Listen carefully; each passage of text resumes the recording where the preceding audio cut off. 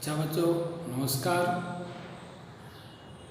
देखिए इससे पहले की वीडियो में अपन ने पढ़ चुके हैं भ्रूण का निर्माण। इससे जो पहला वीडियो था उसमें अपन ने अध्ययन कर चुके हैं, इसका अध्ययन कर चुके हैं भ्रूण का निर्माण।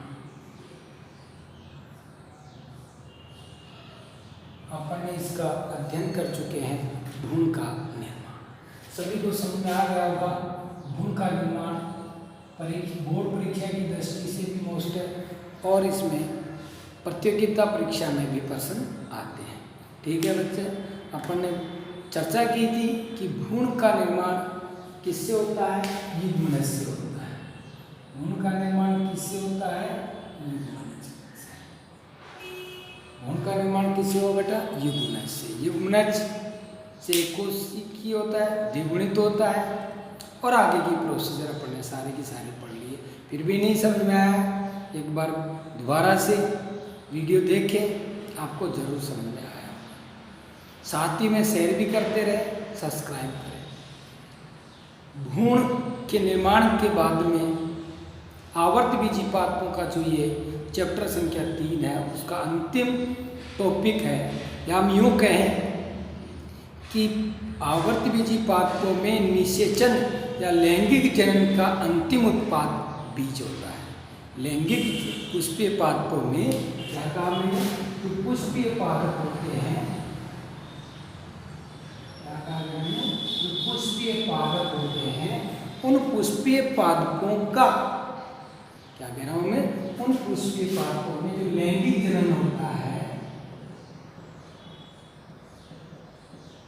उस लैंगिक जनन का अंतिम जो उत्पाद है वो होता है बीज। क्या होता है? बीज। तो आज का अपना टॉपिक है बीज का परिवर्तन। आज का अपना टॉपिक है बीज का परिवर्तन। आज अपन पढ़ेंगे बीज का परिवर्धन। आज का अपना टॉपिक है बीज का परिवर्धन, डेवलपमेंट ऑफ सीड। क्या है?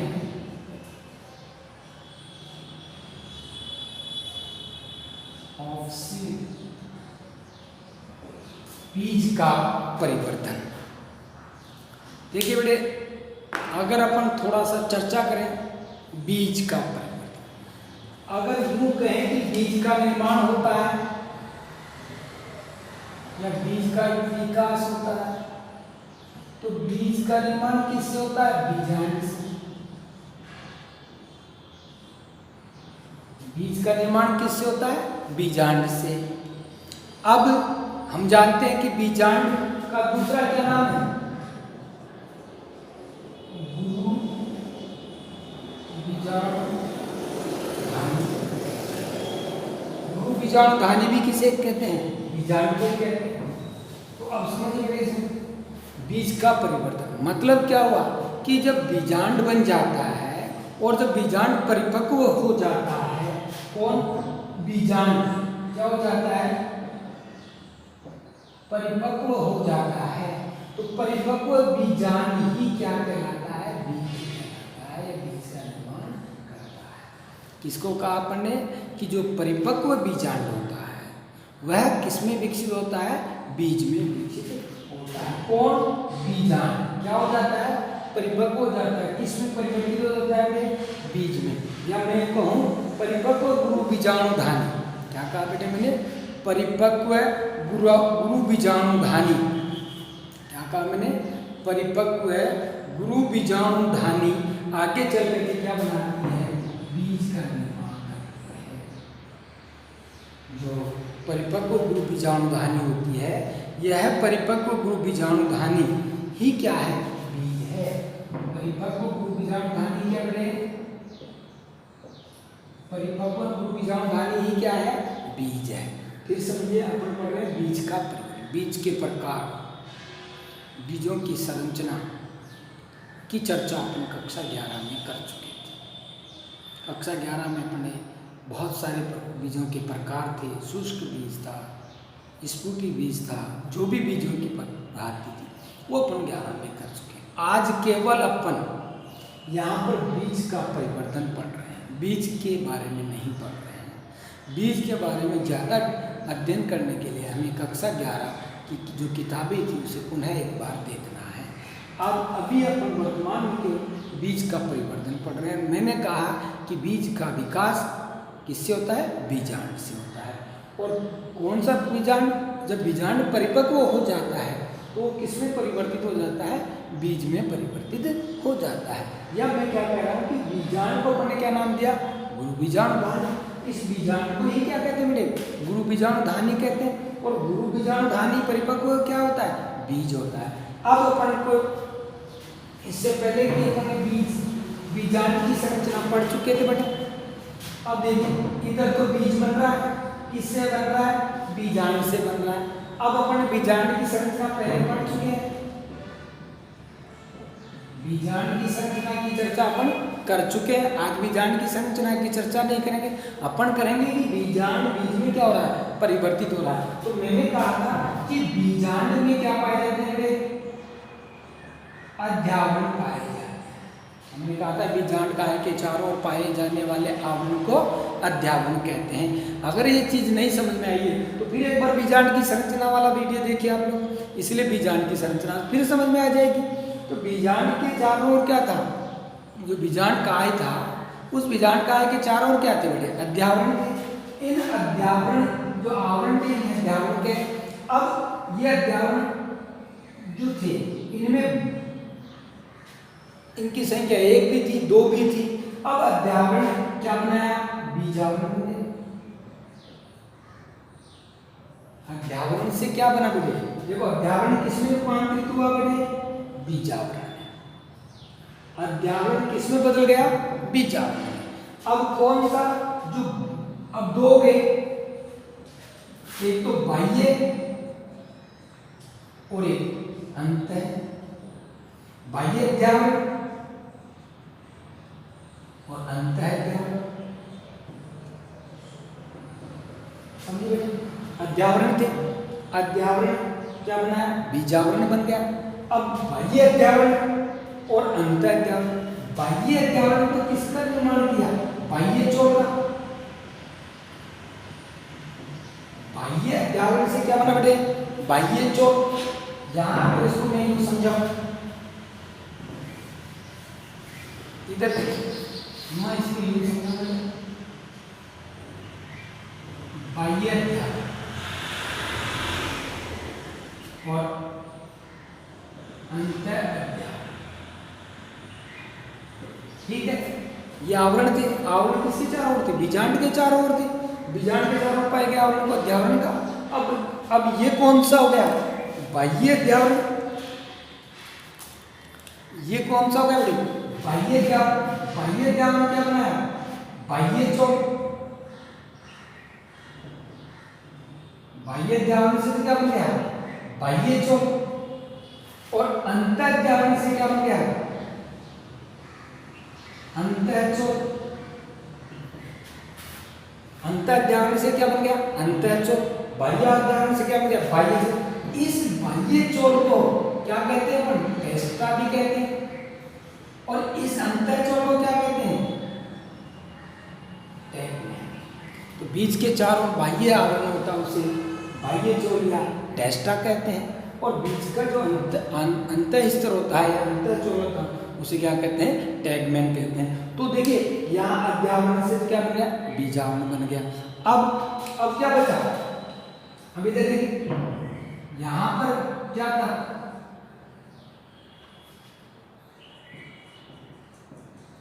बीजांड वृंत था।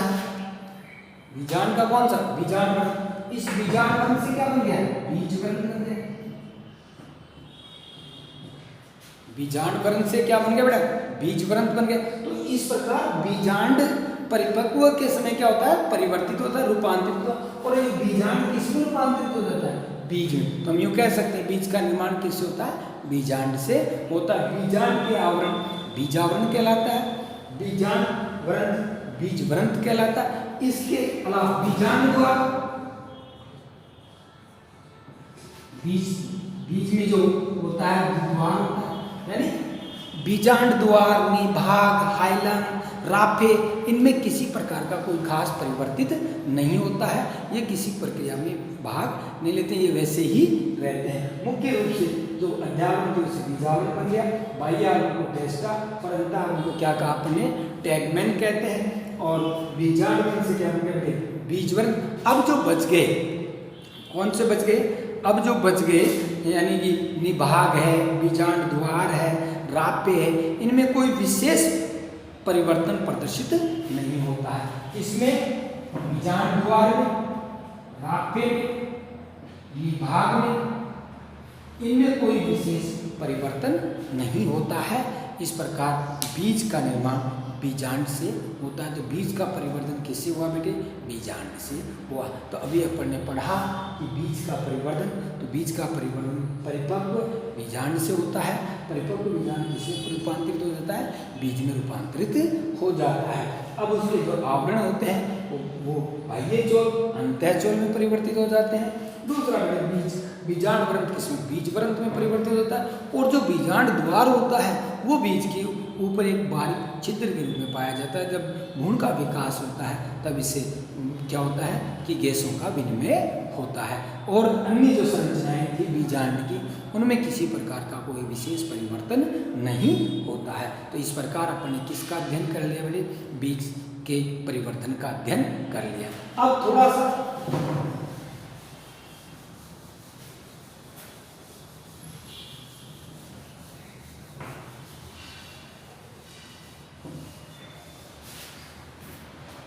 अब देखिए बेटे, अपन ने कहा था कि बीजांड काय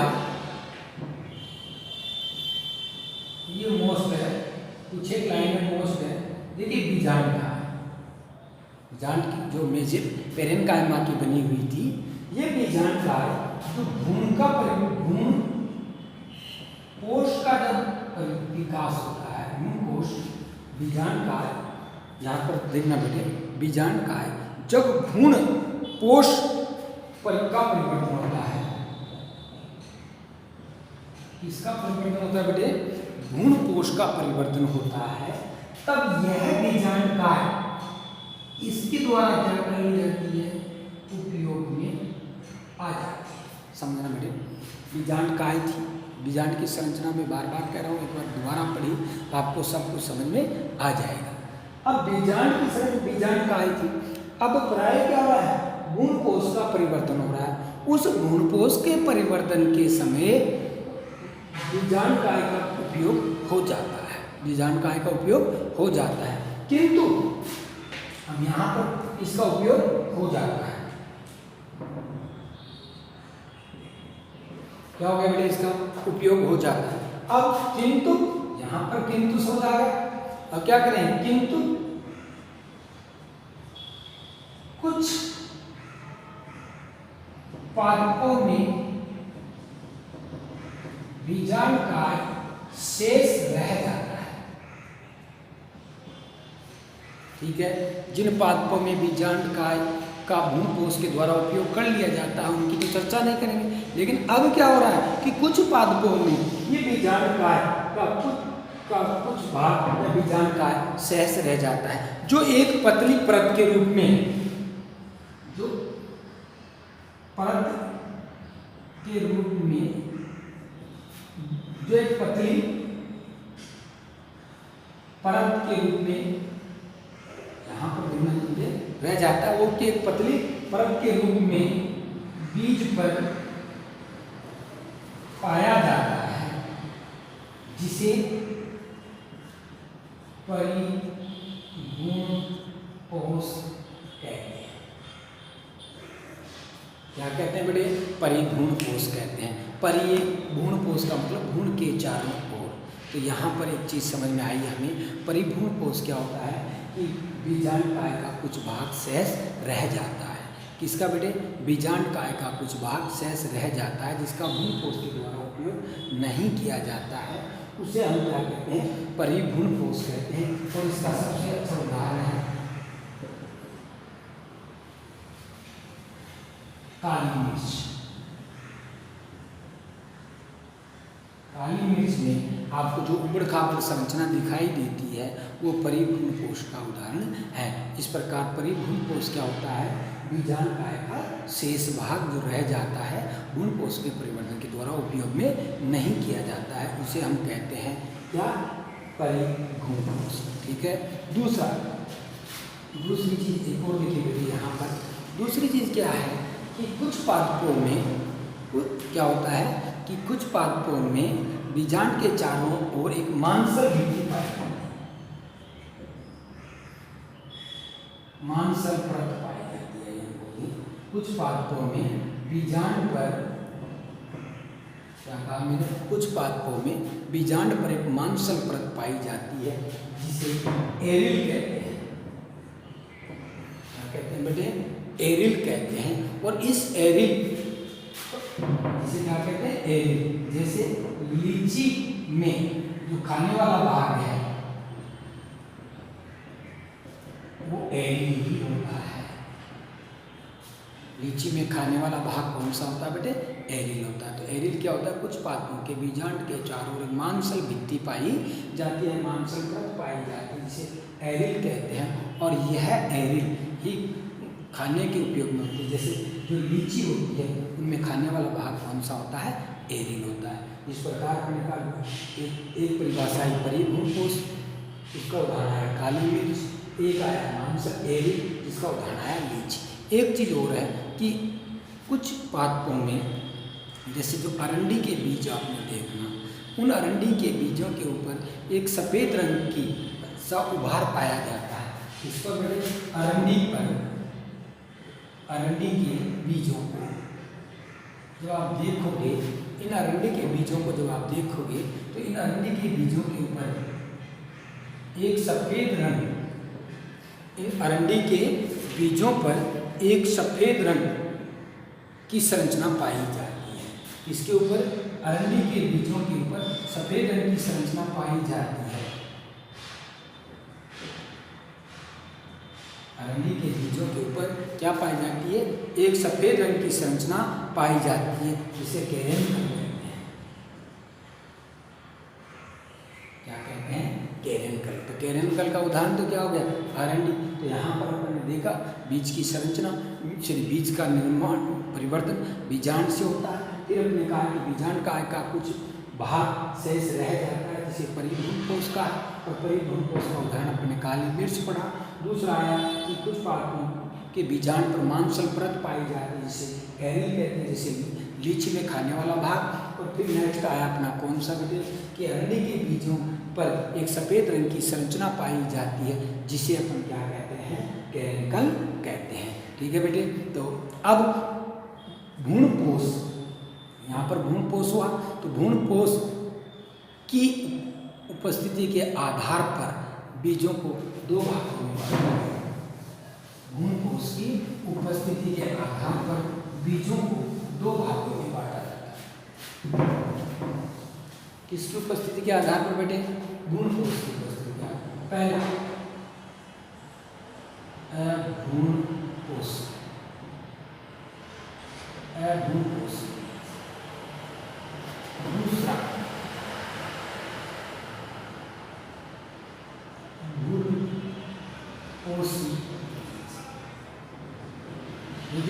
नाम से ही क्लियर हो रहा है। बीजों को, बीज कितने प्रकार के हुए बने, दो प्रकार के। कौन कौन सा है, भ्रूणपोषी और भ्रूणपोषी। नाम से देखो, अमानी नहीं, वे बीज जिनमें भ्रूणपोष नहीं पाया जाता है, इन्हें गैर एल्बुमिनस भी कहते हैं। गैर एल्बुमिनस, क्या नाम देते हैं बेटे, गैर एल्बुमिनस बीज भी कहते हैं। और इन्हें क्या कहते हैं, एल्बुमिनस बीज कहते हैं। ठीक है। तो बीज कितने प्रकार के हुए, दो प्रकार के। किसके आधार पर, भ्रूणपोष की उपस्थिति के आधार पर। कौन कौन सा, अभ्रूणपोषी बीज। और अभ्रूणपोषी बीज को अपने क्या कहा, गैर एल्ब्यूमिन्स। दूसरा भ्रूणपोषी बीज एल्ब्यूमिन्स, नाम से भ्रूणपोष पाया जाता है। और यहाँ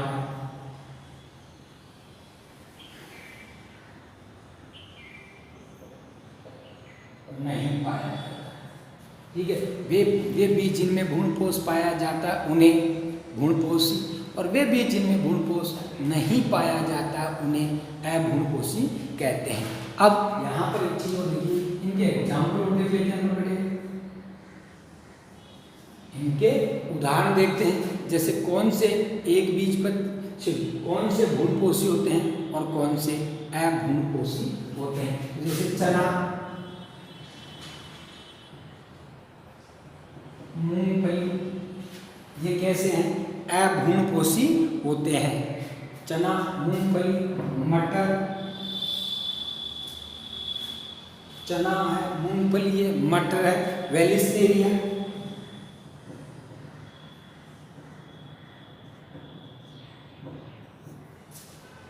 आदि कैसे होते हैं बेटे, अभ्रूणपोषी होते हैं। आदि के बीज कैसे होते हैं, अभ्रूणपोषी होते हैं, इनमें भ्रूणपोष नहीं पाया जाता है। जबकि अरंड, कपास,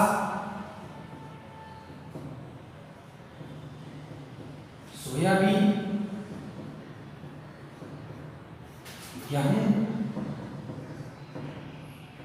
जौ, मक्का, बाजरा आदि कैसे होते हैं, भ्रूणपोषी होते हैं। यहाँ पर भ्रूणपोषी, अभ्रूणपोषी। अभ्रूणपोषी का मतलब गैर एल्ब्यूमिनस, अर्थात क्या नहीं है, अर्थात क्या नहीं है, भ्रूणपोष नहीं है। दूसरा भ्रूणपोषी, एल्ब्यूमिन्स भी, अर्थात भ्रूणपोष पाया जाता है। जैसे अरंड, कपास, सोयाबीन, गेहूं, जौ, मक्का, बाजरा आदि। तो इस प्रकार अपन ने दो प्रकार के बीज पढ़े, एक अभ्रूणपोषी बीज पढ़े और एक भ्रूणपोषी बीज पढ़े। तो इसी के साथ में बीज का परिवर्धन का टॉपिक कंप्लीट होता है। बीज में अपन ने पढ़ा कि बीज का निर्माण बीजांड से होता है। बीज के आवरण बीजांड के आवरण बीजावरण कहलाता है। बाह्य को टेस्टा और अंतः को टेगमेन कहते हैं। बीजांड ग्रंथ बीजग्रंथ बनाता है और बीजांड द्वार, निभाग, राफे, अन्य संरचनाओं को विशिष्ट परिवर्तन नहीं प्रदर्शित करते हैं। इसके बाद में तुमने पढ़ा कि कुछ पादपों में बीजांड का शेष रह जाता है, जिसे परिभ्रूणपोष कहते हैं। जैसे काली मिर्च, कुछ पादपों में एक मांसल परत पाई जाती है जिसे एरिल कहते हैं, और अरंडी के बीजों के ऊपर एक सफ़ेद रंग की जो संरचना पाई जाती है उसे कैरेंकल कहते हैं। फिर मैंने कहा कि बीजों भ्रूणपोष की उपस्थिति के आधार पर, भ्रूणपोष की उपस्थिति के आधार पर बीजों को कितने भागों में बांटा बेटे, दो भागों में बांटा। कौन कौन सा, अभ्रूणपोषी और भ्रूणपोषी। अभ्रूणपोषी बीज को अपने गैर एल्ब्यूमिन्स भी कहते हैं, जिनमें भ्रूणपोष नहीं पाया जाता, जैसे चना, मूंगफली, मटर, वेलिस्नेरिया आदि के आदि। दूसरा उदाहरण का भ्रूणपोषी बीज नहीं पाया जाता है। ठीक है बेटे, नेक्स्ट है हमारा फल का विकास। नेक्स्ट पॉइंट है फल का विकास।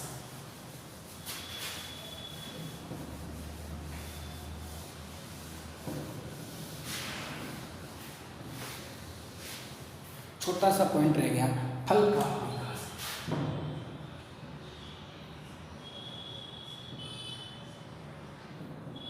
फल का विकास देखिए बेटे, वही चीज फलों के बारे में भी अपन ने कक्षा 11 में पढ़ा है।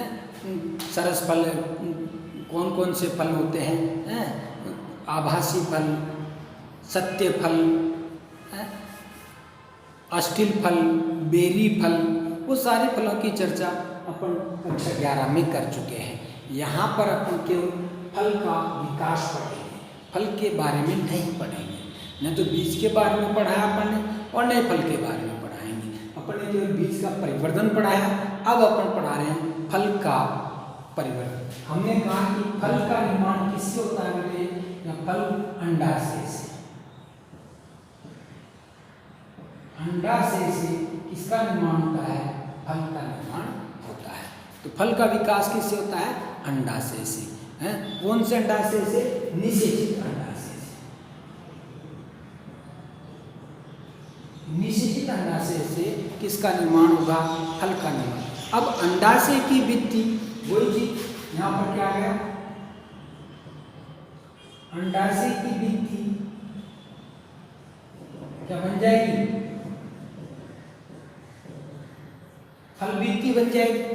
अंडाशय की भित्ति से तो क्या बन जाएगा, फल भित्ति बन जाएगी। तीन चीजें आपको याद रखना है बेटे, भ्रूण का निर्माण युग्मनज से, बीज का निर्माण बीजांड से और फल का निर्माण अंडाशय से होता है। अब अंडाशय की जो भित्ति है वो क्या है, फल भित्ति बन गई। अगर फल का निर्माण किससे नहीं हुआ बेटे, अंडाशय के अतिरिक्त भागों से हो गया। फल का निर्माण किससे नहीं हुआ, अंडाशय से नहीं, अन्य भागों से हो गया, उसे कहेंगे हम आभासी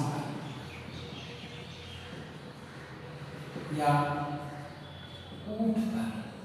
जैसे इसका सबसे अच्छा उदाहरण है, इसका सबसे अच्छा उदाहरण पढ़ते हुए आते हैं एप्पल, जो कि किससे बना है, पुष्पासन से। एप्पल का निर्माण किससे होता है बेटे, पुष्पासन से। अब एप्पल किससे नहीं बना, अंडाशय से नहीं बना, तो कैसा फल हो गया, आभासी या कूट फल। दूसरा, अगर फल का निर्माण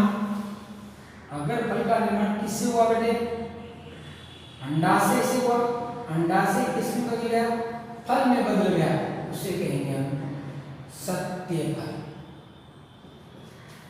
तो सत्य फल या वास्तविक फल,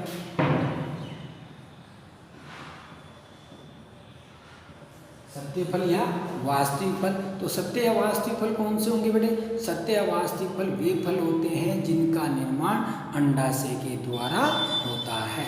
और कूट या आभासी फल कौन से होंगे, वे फल जिनका निर्माण इसके द्वारा नहीं हुआ, अंडाशय से नहीं होता, अतिरिक्त भागों से होता है। और फल का निर्माण किससे हो रहा है बेटे, अंडाशय से होता है। अब दो चीज आ गई, एक चीज आ गई आभासी फल, एक आ गया सत्य फल।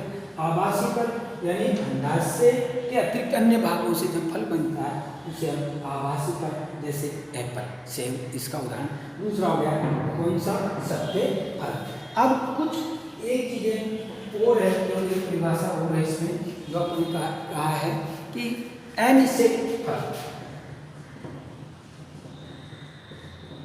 अनिषेक फल, यहाँ पर ये देखिए अनिषेक फल क्या हुआ बेटे, फल तो बन गया, देखो फल तो बन गया, लेकिन क्या नहीं हुआ, निषेचन नहीं हुआ। फल तो बन गया, क्या नहीं हुआ, निषेचन। किसका, अंडाशय का। किसका निषेचन नहीं हुआ, अंडाशय का। तो अंडाशय बिना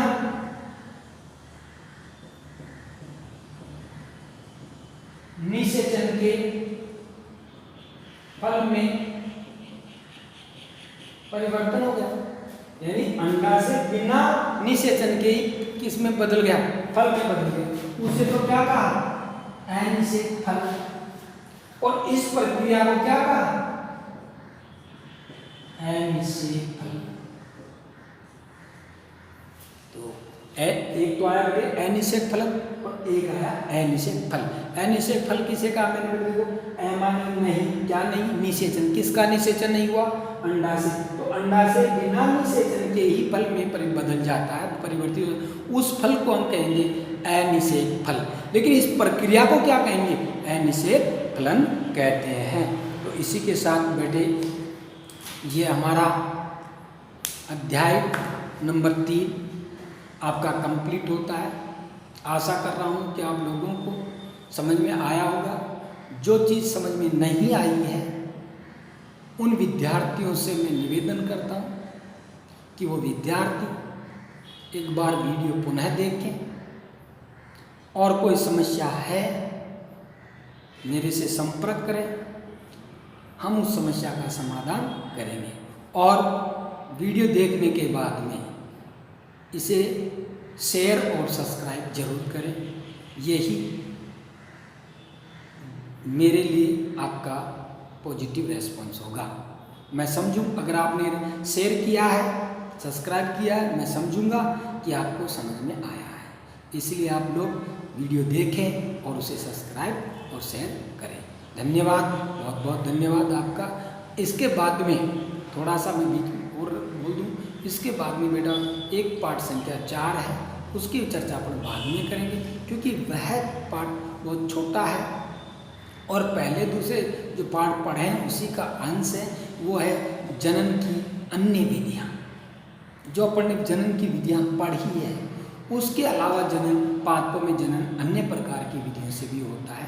उनमें कभी बोर्ड परीक्षा में क्वेश्चन परिभाषा के रूप में पूछा जाता है, जिसकी चर्चा अपन बाद में करेंगे। तो इस प्रकार हमारा पहली यूनिट कंप्लीट करते हैं। अब कल से अपन नया जो वीडियो आएगा वो हमारा होगा unit second. Video unit second बहुत ही इम्पोर्टेंट है हर प्रकार की दृष्टि से, बोर्ड एग्जाम की दृष्टि से और आने वाली प्रतियोगिताओं की दृष्टि से भी बहुत ही मोस्ट है।